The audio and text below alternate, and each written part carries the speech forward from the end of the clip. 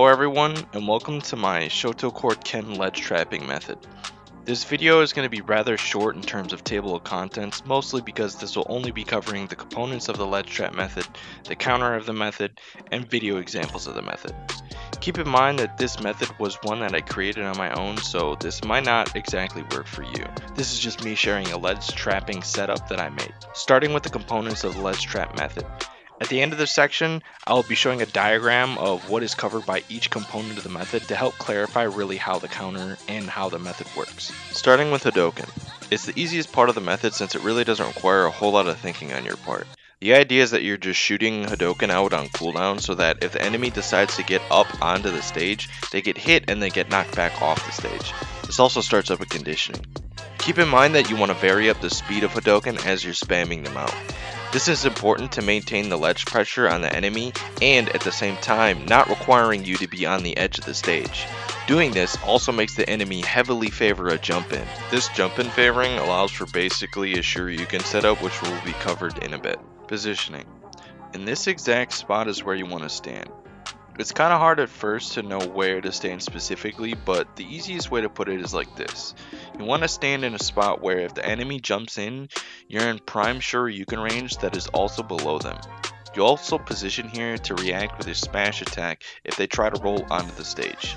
This and the Hadoken are what the most essential components of this ledge trapping method are, since without them, you're just standing there hoping for a jump in. Instead, you force a jump in and you're positioned so you can cover other options. Shoryuken on jump react. This component is pretty straightforward. If you see the enemy jumping, input Shoryuken right away.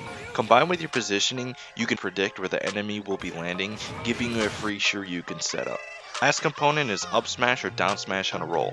This is also straightforward. You simply just react to a roll in with up smash or down smash. This is essentially just a frame trap for a roll in.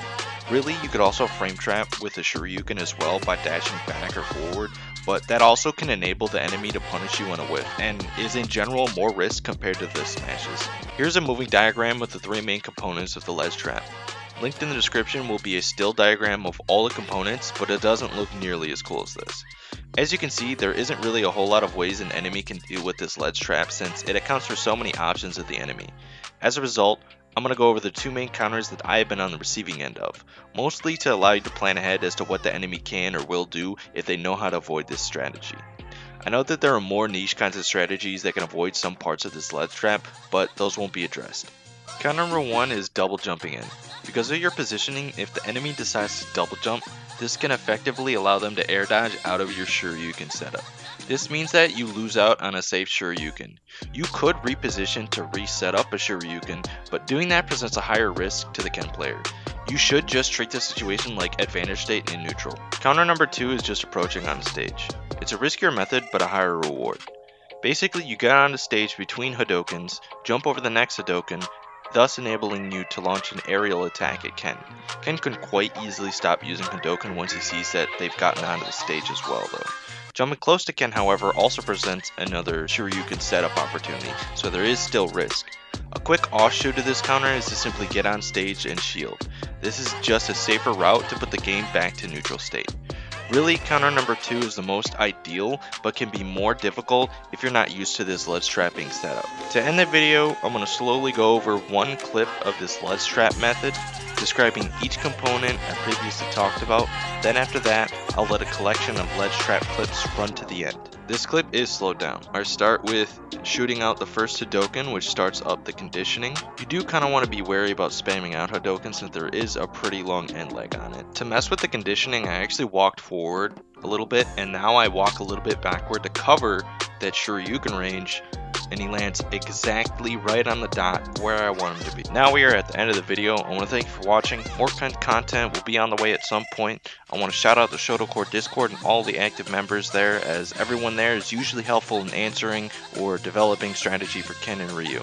They also supported the creation of this video. Be sure to check it out. A link for it is in the description. See you in the next video.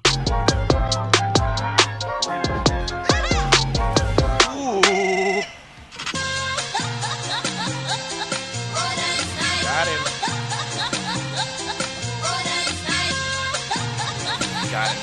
It's over. Fuck off.